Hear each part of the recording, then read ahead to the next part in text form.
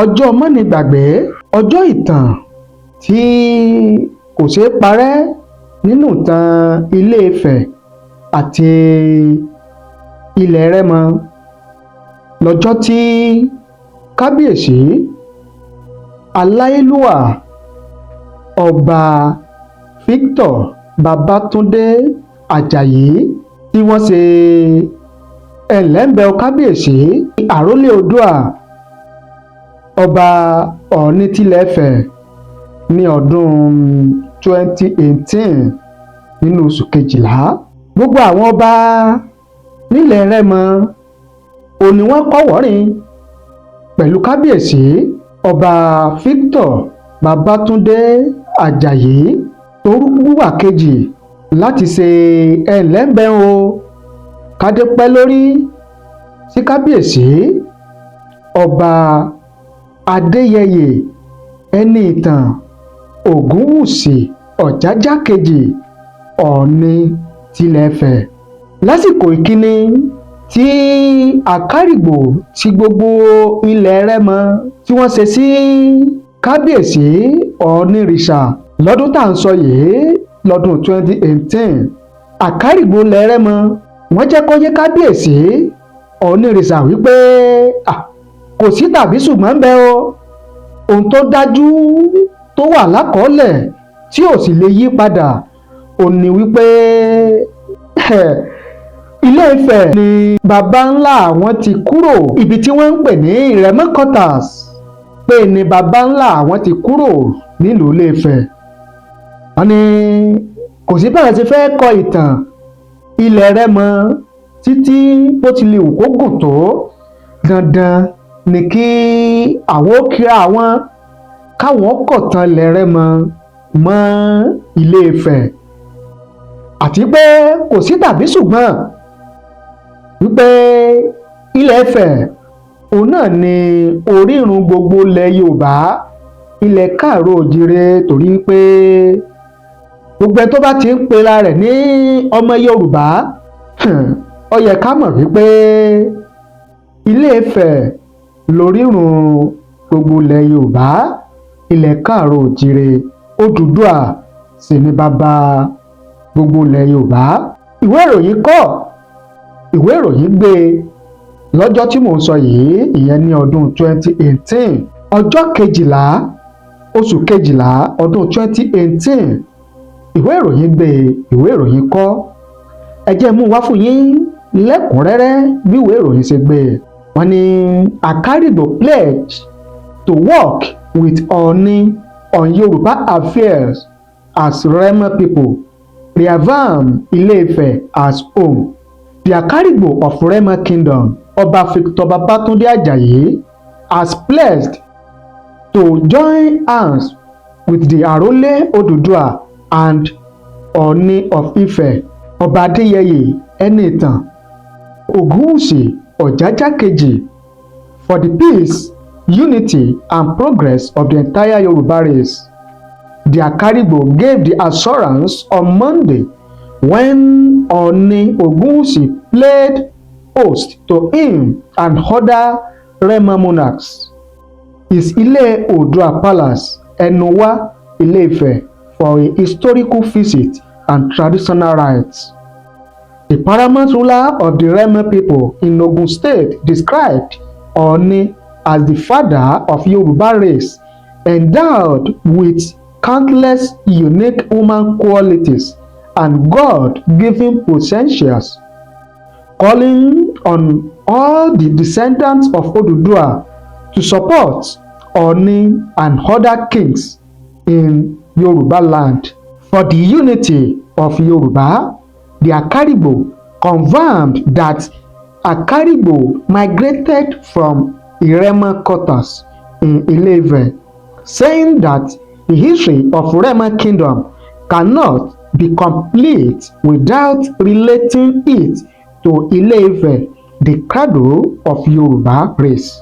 Appreciating Ooni Ogunwusi for his fatherly role in uniting Yoruba people together since he ascended to the stool of his forefathers, the visiting Akarigbo pledged his loyalty to Ooni as the custodian of the Oduduwa sacred throne, expressing his readiness to support the Ooni at any time to move Yoruba race ahead.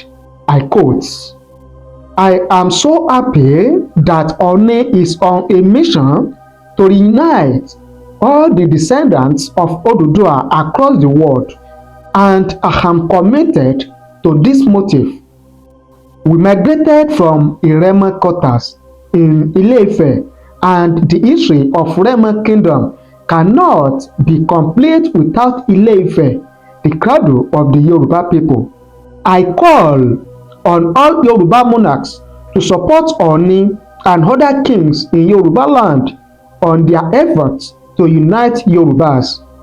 I appreciate Kabiesi Ooni for his fatherly role playing in uniting Yoruba race together since he ascended to the stool of his forefathers. I assure you of our readiness to support you, Kabiesi, at any time I am called upon to join you in the moving Yoruba race forward," Akarigbo said. Akarigbo, who arrived the Ooni's palace with scores of Remo monarchs, was received by the Oba of Remo quarters, Ọba Idowu Adediwura, and other traditional chiefs who washed his legs with the living dirty water, Iyemolu Otoro Omialefe, before the offsuit of Orisagani Amu Sagamu of today. They were later led on a visit to Ile Ase, where leading of Ife, Chief Olusegun Arasanmi, who is the custodian of the sacred place, played for Akarigbo Remo Kingdom in Ile Ife and the entire Yoruba race.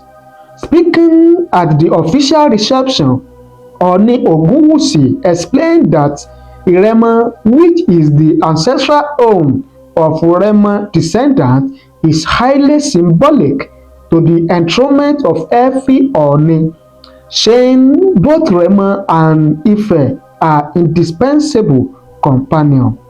The Arole Oodua, in a brief history, made reference to an occasion on Friday, 28, 1903, which led to the first movement of an Ooni out of his palace. I quote, "Look at Akarigbo and Elepe, who are currently sitting keenly here today.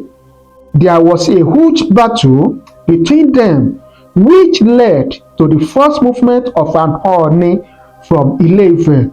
Ooni Adenekan Olubuse first traveled to Lagos on the invitation of the then colonial government to restore peace between them after several rites were performed. This unusual movement of Ooni from his palace made all Yoruba kings left their respective thrones and domains to show respect for Ooni on that historic day.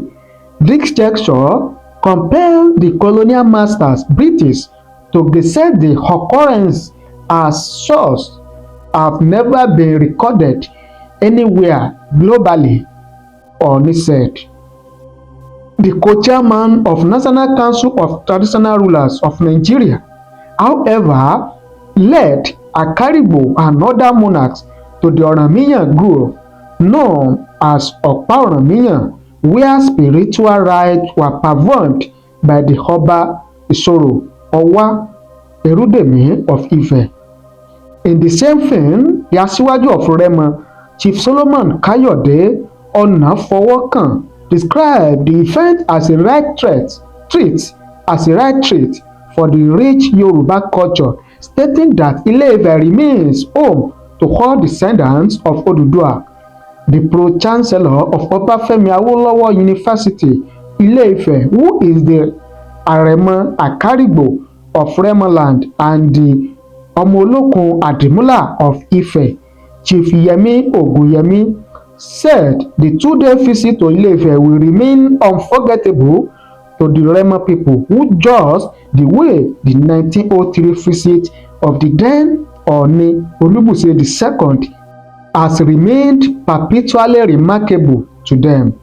Alayode of Ode Remo, Ọba Hamidu Adetunji Onijagba of Jagba Sagamu, Ọba S.A. Adesanya Odema of Ishara, Ọba Albert Adebose Olofin of Ilisan Remo, Ọba Michael Deniyan Ebi of Idena Remo, Ọba Omosanya Abimbola Alaperu of Iperu, Ọba Idowu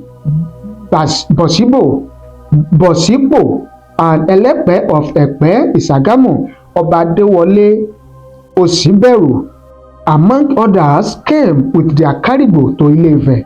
Also, several Ife monarchs as well as prominent indigenes and chiefs of Ife like Professor Muhib Opeloye, Chief Isola Awotorebo, Honorable Rotimi Makinde and Soko Kemade Elugbaju, among others, joined Ooni to receive the visitors.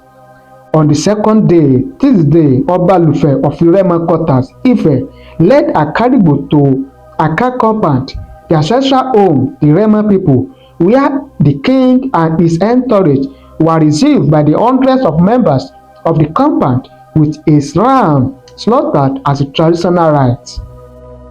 In his speech at Aka compound, Ọba Lufe of Remo kingdom, Ọba Idowu Adediwura, applauded Akarigbo for the historic visit, calling on all sons and daughters of Oduduwa not to forget their homes. He said the Akarigbo's homecoming gesture must be emulated by all other descendants of Oduduwa for the progress of Yoruba nation. The compound's head, Pa Agbo Odewale, who presented Akarigbo several gift items on behalf of the Aka compound, described the day as a special day made by the Olodumare. He congratulated his kinsmen in the compound, Ọba Lufe of Remo, Ooni Ogunwusi, and the visitors for making the event a success. Gẹ́gẹ́ bí ìwé ìròyìn ṣe gbé e, bí ìwé ìròyìn ṣe kọ òun náà lẹ́gbọ́ tí a mú wá fún yín yẹn, ìyẹn lọ́jọ́ tí Kábíyèsí Ọba Akarigbo tilẹ̀ Remo, Ọba Victor Babatunde Ajayi, tí wọ́n ṣe ẹ̀lẹ́mbẹ̀ún sí Kábíyèsí Àrólé Oòduà Ọba Adéyẹyè ẹni ìtàn Babatunde Ògúnwùsì Ọ̀jájá kejì Ọọ̀ni tilẹ̀ Ifẹ̀, tí Kábíyèsí Akarigbo tilẹ̀ Remo tí wọ́n sì jẹ́jẹ́ àtìlẹ́yìn àti ìfọwọ́sowọ́pọ̀ pẹ̀lú Kábíyèsí Ọ̀ọ̀nìrìṣà. Ìtàn ní tàn, ìtàn kò sì ní gbàgbé, ẹ̀jẹ̀ àgbáyé kásáyé rẹ̀. Látìgbà yìí ìlọsíwájú, ìdàgbàsókè ó sì ń bá ilẹ̀ Remo, àjọṣepọ̀ tó dánmọ́rán ó sì ń lọ láàrin ìlú méjèèjì. Tó bá jẹ́ pé ẹ̀yin náà mọ àsìkò tí à ń sọ yìí, ìyẹn ní ọdún 2018, ẹ jẹ́ ká mọ̀ láàyè comment nísàlẹ̀ fídíò yìí. Ẹ ṣé o bẹ́ẹ̀ ṣe ń wò wá, ẹ ṣé bẹ́ẹ̀ ṣe ń gbọ́ wa. Ojú tẹ́ fi ń wò wá kò ní fọ́, etí tẹ́ fi ń gbọ́ wa kò ní di láṣẹ Èdùmàrè. Ìbànújẹ́ ó kéré ni, ó tóbi ni, kò ní jẹ́pin wa o, lágbára Adẹ́dàá. Ẹ ṣé o, àdúpẹ́, àmọ̀rírì yín. Ọ̀rọ̀ ẹ̀jẹ̀ nínú ara ó ṣe pàtàkì fún gbogbo ẹ̀dá nítorí pé ìlera òun lòògùn ọrọ̀. Ṣètọ́jú ẹ̀jẹ̀ rẹ pẹ̀lú S2 Ultimate Herbal Mixture for the management of high blood pressure. Kí gbogbo ìṣòro ìfúnpá gíga, àìróorun sùn kó wá gbígbà. Gbogbo ìdààmú orí fífọ́, ara yíyún yóò dùn gbàgbé pátápátá. Wọ́n sáà ti lo S2 Ultimate Herbal Mixture fún oògùn high blood pressure. Torí pé lọ́wọ́ kan ló máa ń lé ẹ̀jẹ̀ ríru, hypertension, àìróorun sùn, orí fífọ́ jìnnà sí ẹni tó bá lò tẹ̀fẹ̀tẹ̀fẹ̀. Egbòogi ìgbàlódé tó fọ ẹ̀jẹ̀ mọ́ tónítóní ní S2 Ultimate Herbal Mixture yìí jẹ́. S2 Ultimate Herbal Mixture ó ń gbógun ti àpọ̀jù ọ̀rá, ìdọ̀tí ara, ìdọ̀tí ẹ̀jẹ̀ tó lè dínà kí ẹ̀jẹ̀ lọ gerege nínú àgọ́ ara. Gbogbo mọ́lẹ́kọ̀ọ́ lè sọ iṣẹ́ inú ẹ̀jẹ̀ ara ni tọ́jú ẹ̀jẹ̀ rẹ nítorí pé ìlera lóògùn ọ̀rọ̀. a ò ní rí ogun ikú òjijì, a ò sì ní ṣiṣẹ́ fún ọmọ ẹlòmíràn jẹ, wàhálà wa ò sì ní já sásán láyé o. ẹ pè wá sórí àwọn ẹ̀rọ ìbánisọ̀rọ̀ wọ̀nyí pẹ̀lú 070 40 79 01 53 tàbí 080 64 00 02 04 láti rà tàbí jẹ́ alágbàtà S2 Ultimate Herbal Mixture. Ewé àti egbò ni wọ́n fi ṣe oògùn yìí ní ìlànà ìgbàlódé. tí àjọ NAFDAC tó sì fi òǹtẹ̀lú fún gbogbo ènìyàn pátápátá. ọ̀kárí láì. S2 Ultimate Herbal Mixture for the management of high blood pressure. It is a gidi gan. ó ń gbógun ti ìṣòro inú ẹ̀jẹ̀, ó ń fọ ẹ̀jẹ̀ mọ́ tónítóní lọ́gán tẹ́ ẹ bá ti gbé ìrora. Síbẹ̀. S2 Ultimate Herbal Mixture yìí gangan ni dán tí ń já nígbà lọ́wọ́ high blood pressure lọ́gán tí ẹ bá ti gbé ìrora.